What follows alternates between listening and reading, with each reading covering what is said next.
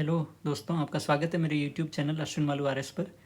इस वीडियो में हम जो इकोनॉमिक सर्वे 2023 और 2024 में जो कृषि यानी एग्रीकल्चर से रिलेटेड जो स्कीम्स हैं जो उसमें लिखी हुई मेंशन्ड है उसको विस्तार से समझने की कोशिश करेंगे, क्योंकि वहाँ पे वो सिर्फ मेंशन्ड है, तो यहाँ पे हम उसको विस्तार से देखेंगे।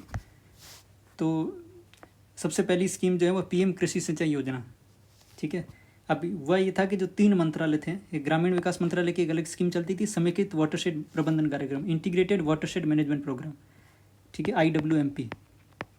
तो इसमें क्या करते थे, जो ग्रामीण विकास मंत्रालय वो छोटे छोटे तालाब बनाना, ठीक है, छोटे छोटे बांध बनाना जिससे कि पानी वहाँ पे रुक सके, और जो खेतों के आसपास मेड़ बनाना, ये सारे काम यहाँ किए जाते थे पानी के प्रबंधन के लिए।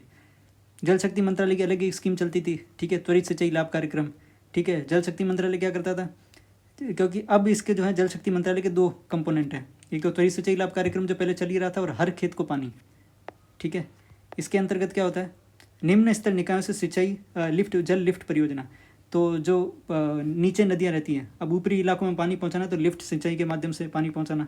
सतही लघु सिंचाई, कमांड एरिया डेवलपमेंट, जल निकाय जो वहाँ पे ट्रेडिशनल जल वाटर बॉडीज़ हैं उनकी मरम्मत करना, उनको रिपेयर करना, ठीक है, उनको रिपेयर करना, उनका रिनोवेशन करना, उनका रिस्टोरेशन करना। फिर भूमिगत जल विकास यानी जो ग्राउंड वाटर होता है उसका विकास करना, ठीक है। पारंपरिक जल संचयन व्यवस्थाओं का निर्माण और पुनरुद्धार, पारंपरिक जो होती हैं, जैसे हिमाचल प्रदेश में कुल बोलते हैं उसको, तमिलनाडु में ईरी उरानी बोलते हैं, नागालैंड में जाबो बोलते हैं, ठीक है, खत्री भी हिमाचल प्रदेश में, डोंग असम में बोलते हैं। तो ऐसी जो पारंपरिक जल संरक्षण की जो व्यवस्थाएं थी हर राज्यों में, अलग अलग राज्यों में, उनका विकास करना, उनका संरक्षण करना, उनके माध्यम से जो पानी है उसको बचाना या उनका इकट्ठा करना, संरक्षण करना, ताकि वो पानी पीने के लिए और किसाई के लिए, सिंचाई के लिए भी। पर ये स्कीम चूँकि सिंचाई के लिए, तो ताकि इनका निकाय सिंचाई के लिए इस्तेमाल किया जा सके। और कृषि और किसान कल्याण मंत्रालय जो कृषि वानिकी जैसे एग्रो फॉरेस्ट्री होती है, चारागाह का विकास करना, जल उपलब्धता जितनी उसके अनुसार फसल का चयन करना, ठीक है। प्रति बूंद अधिक फसल यानी ज़्यादा से ज़्यादा पानी का इस्तेमाल करना प्रोडक्शन को बढ़ाने के लिए, जिसको बोलते हैं वाटर यूज एफिशिएंसी, पानी उपयोग दक्षता। प्रणालियों की स्थापना के लिए छोटे और सीमांत किसानों के लिए 55% की दर से और अन्य किसानों के लिए 45% की दर से वित्तीय सहायता प्रदान की जाती है।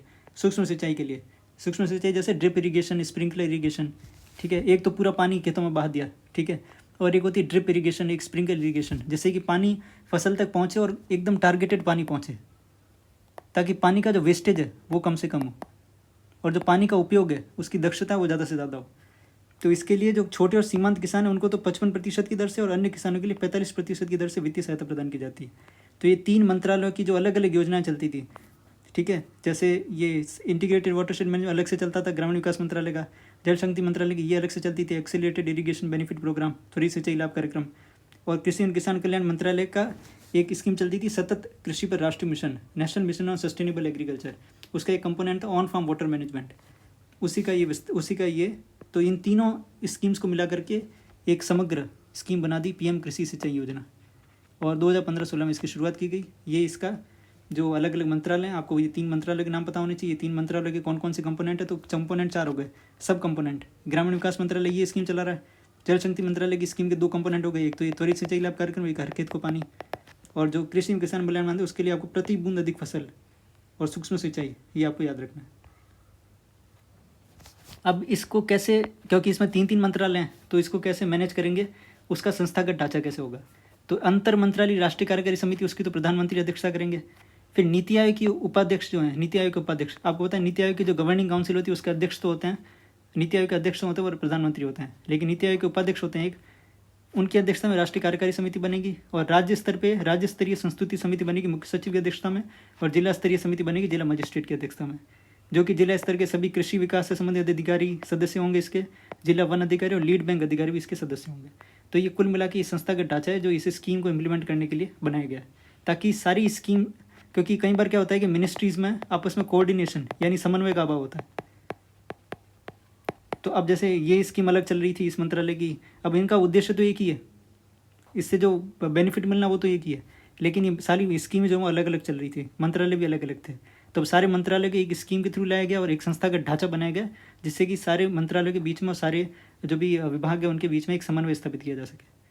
तो ये थी पीएम कृषि सिंचाई योजना। ये 5 नंबर में पूछी जा सकती है क्योंकि इंपॉर्टेंट स्कीम है, इसमें 3 मंत्रालय सम्मिलित है। फिर दूसरी स्कीम आती है ई नैम पोर्टल, अब ई नैम पोर्टल क्या है, जैसे अभी आपको पता है कि जो किसान होते हैं उनको अपनी जो फसल है उनको मंडी, जो एपीएमसी मंडी होती है, उसमें जाके जो रजिस्ट्रेड जो उनके इलाके में जो एपीएमसी मंडी होती है वहाँ जाके उनको बेचनी होती है।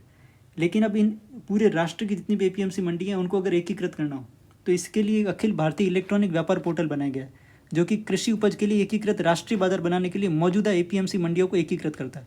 तो सारी एपीएमसी मंडी से एक इलेक्ट्रॉनिक पोर्टल पे आ गई। तब किसान जैसे ही अपनी फसल लेके जाएगा तो वो सिर्फ अपनी मंडी में जो व्यापारी हैं, ट्रेडर है, उनको ही नहीं, इस पोर्टल के थ्रू वो देश के कहीं भी किसी भी मंडी में कोई भी व्यापारी होगा तो वहाँ पे बिडिंग होगी, यानी ऑक्शन होगा एक तरीके से, और जो भी बेस्ट प्राइस होगा किसान उसको बेच सकता है। ठीक है, तो ये इलेक्ट्रॉनिक व्यापार पोर्टल है जो अखिल भारतीय, जो पूरे राष्ट्र के लिए, तो कृषि उपज के लिए राष्ट्रीय बाजार बनाने के लिए। अब भारत सरकार के कृषि और किसान मंत्रालय के अधीन एक संस्था बनी हुई है, सोसाइटी बनी हुई है, लघु किसान कृषि व्यवसाय संघ, small farmers agri business consortium. ठीक है, SFAC, ये इसको लागू करती है। ठीक है, तो लागू करने वाली एजेंसी, तो ये आपको ध्यान रखनी है और ये आपको उद्देश्य इसका ध्यान रखना है। अब उद्देश्य इसका ये यहाँ पे भी आ गया, एकीकृत बाजार में प्रक्रिया को सुव्यवस्थित करके खरीदारों और विक्रेताओं के बीच सूचना अंतराल को दूर करके। क्योंकि अभी क्या होता था कि जैसे तमिलनाडु में कोई है तो उसको अगर राजस्थान की कोई फसल अगर अच्छी मिल रही है किसान की, क्योंकि यहाँ पे गुणवत्ता भी, क्योंकि एपीएमसी मंडी में जो क्वालिटी चेक के लिए भी वो रहता है, तो जैसे किसान बेचने जाता है अब वो पोर्टल पे उसकी फसल, उसकी क्वांटिटी और उसकी क्वालिटी वो सारा उस पर दर्ज हो जाता है और वहाँ पे फिर बिडिंग होती है। तो बिडिंग के थ्रू किसान को तो अच्छा दाम मिल जाता है और जो खरीदार है या विक्रेता है, जो विक्रेता तो यहाँ किसान हो गया और खरीदार कहीं भी व्यापारी जो कहीं भी मंडी में है तो उसको अच्छी से अच्छी फसल जो वो मिल जाती है। तो वास्तविक मांग या आपूर्ति के माध्यम से अल्प समय में बेहतर मूल्य की प्राप्ति को बढ़ावा देगा, कृषि विपणन में एकरूपता को बढ़ावा देगा। अब मिशन क्या है, कृषि जिनसे अखिल भारतीय व्यापार की सुविधा के लिए एक सामान्य ऑनलाइन बाजार प्लेटफॉर्म के माध्यम से देश भर में स्थित एपीएमसी का एकीकरण, समय पर ऑनलाइन भुगतान के साथ साथ उपज की गुणवत्ता के आधार पर पारदर्शी नीलामी प्रक्रिया द्वारा बेहतर मूल्य प्रदान करना। तो आपको समझ में आ गया होगा। तो इसमें दो चीज़ें आपको ध्यान रखनी है, क्योंकि ये 2 नंबर में पूछा जा सकता है। तो एक तो ये लाइन लिख देना और एक ये जरूर लिख देना कि इम्प्लीमेंटिंग एजेंसी कौन सी। फिर है मूल्य स्थिरीकरण कोष। अब मूल्य स्थिरीकरण कोष नाम से ही पता चल रहा है कि कुछ जो कमोडिटीज़ होती हैं, एग्रीकल्चरल उत्पाद, कृषि उत्पाद, उनकी मूल्य बहुत अस्थिर रहते हैं, बढ़ते रहते हैं, कम होते रहते हैं। जैसे आपने देखा होगा प्याज और आलू, इनके जो दाम है, दालों की कीमतें, वो बहुत ज़्यादा घटती बढ़ती रहती है। तो उसकी मूल्य को स्थिर करने के लिए ये मूल्य स्थिरीकरण कोष की स्थापना की गई 2014-15 में। मंत्रालय इसका विभाग ये है उपभोक्ता मामलों के विभाग, जो आपको पता है खाद्य उपभोक्ता मामले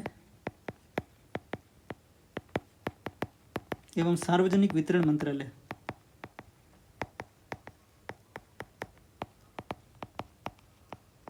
ठीक है, उसके अंदर में जो उपभोक्ता मामलों का विभाग है, ठीक है, कंज्यूमर अफेयर्स डिपार्टमेंट, वो इसको संभालता है। और मंत्रालय पूछे तो ये मंत्रालय, ठीक है, ध्यान रखना, ये कृषि मंत्रालय नहीं है। तो अब इसका काम क्या है, प्याज आलू दालों की कीमतों में अस्थिरता को संभालना। अभी क्या करते हैं उसके लिए, जब भी बहुत ज़्यादा कोई अस्थिरता आती है तो किसानों और किसान संगठनों से फार्म गेट मंडी पर खरीद कर देते हैं उन चीज़ों की, और फिर उपभोक्ताओं को किफ़ायती मूल्य पर उसको उपलब्ध करवा देते हैं, ताकि जो मूल्य का वो स्थिर कर सकें। इसके लिए एक मूल्य स्थिरीकरण प्रबंधन कोष प्रबंधन समिति बनाई जाएगी। ठीक है, और इस ये जो कोष है उसको केंद्रीय कॉर्पस फंड के रूप में कौन बना के रखेगा, जो अपन ने देखा था अभी, लघु किसान कृषि व्यवसाय संघ, जो कि ई नैम पोर्टल की जो इम्प्लीमेंटिंग एजेंसी है वही इस फंड को मैनेज करेगी। ठीक है, मैनेज तो ये समिति करेगी, लेकिन ये जो कॉर्पस फंड ये जहाँ बना रहेगा जिसके पास, वो ये बना रहेगा लघु किसान कृषि व्यवसाय के पास। ठीक है, ये भी 2 नंबर में पूछा जा सकता है। ठीक है, अब आते हैं ऑपरेशन ग्रीन्स। तो ऑपरेशन ग्रीन भी टॉप, यानी टोमेटो, ओनियन और पटेटो, इन तीनों के लिए लेके आई गई थी सबसे पहले। तो कृषक उत्पाद संगठनों, कृषि लॉजिस्टिक्स और प्रसंस्करण सुविधाओं तथा व्यावसायिक प्रबंधन के प्रोत्साहन के लिए केंद्रीय बजट 2018-19 के बजट भाषण में ऑपरेशन फ्लड की तर्ज पर 500 करोड़ रुपए के परिव्यय से नई स्कीम ऑपरेशन ग्रीन्स की घोषणा की गई। इसमें क्या होगा, टमाटर, प्याज और आलू की मूल्य श्रृंखला के एकीकृत विकास के लिए इस स्कीम का निरूपण किया गया। कुल मिला के इसमें मैं आपको, यहाँ मैंने सिर्फ इसका उद्देश्य लिखा है, यहाँ पे मैंने इसको थोड़ा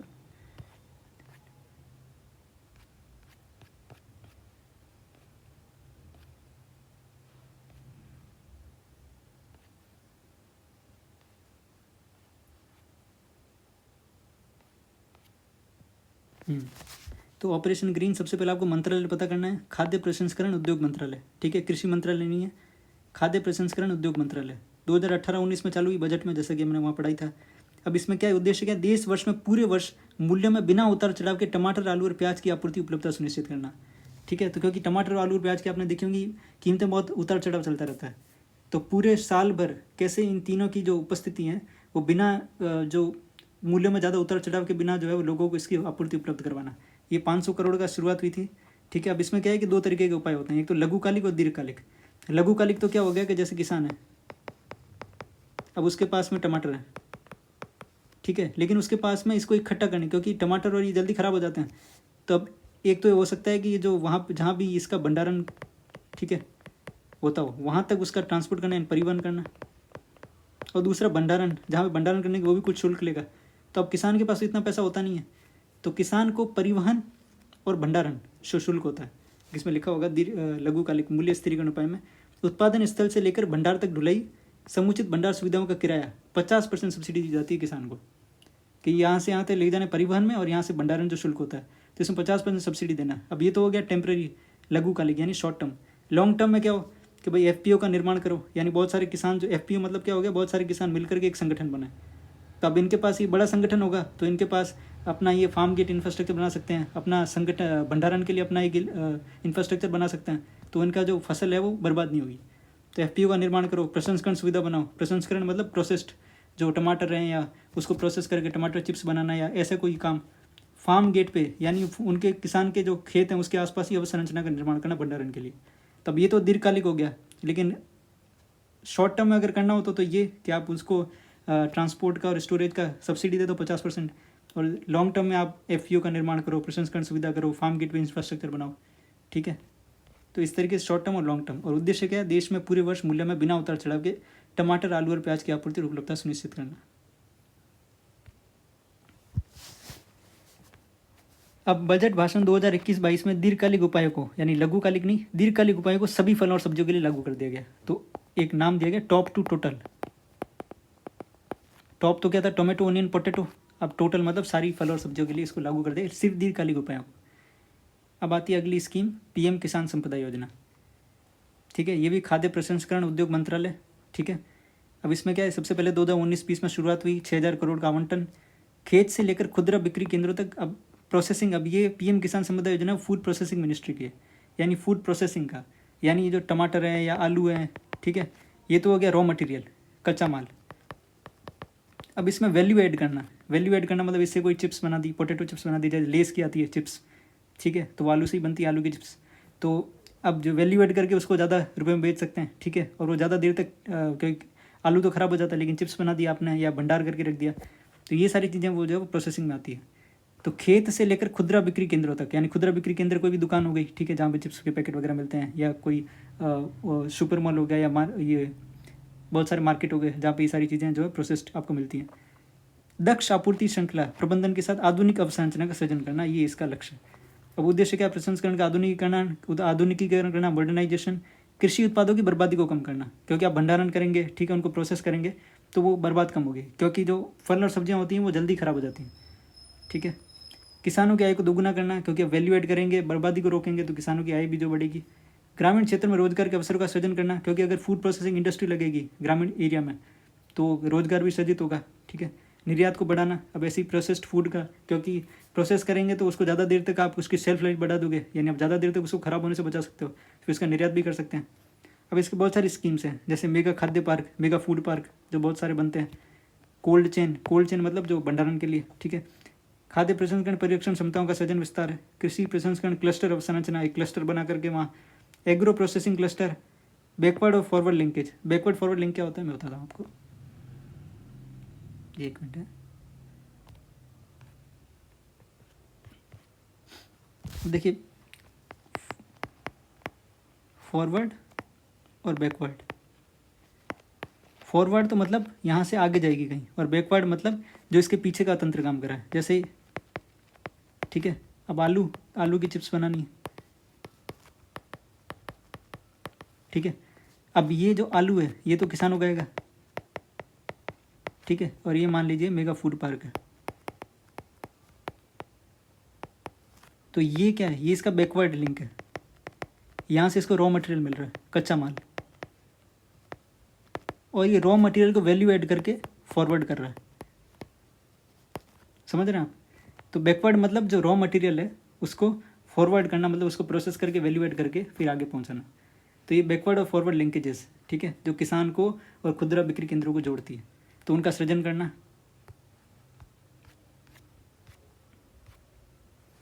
खाद्य संरक्षण में गुणवत्ता आश्वासन यानी क्वालिटी एश्योरेंस देना, और मानव संसाधनों संस्थान, तो ये इसके घटक हैं, ध्यान रखना विभिन्न स्कीम्स इसके अंडर में। तो ये पीएम किसान संपदा योजना है, ठीक है। अब है ये वाली स्कीम वहाँ लिखी है, एक मिनट।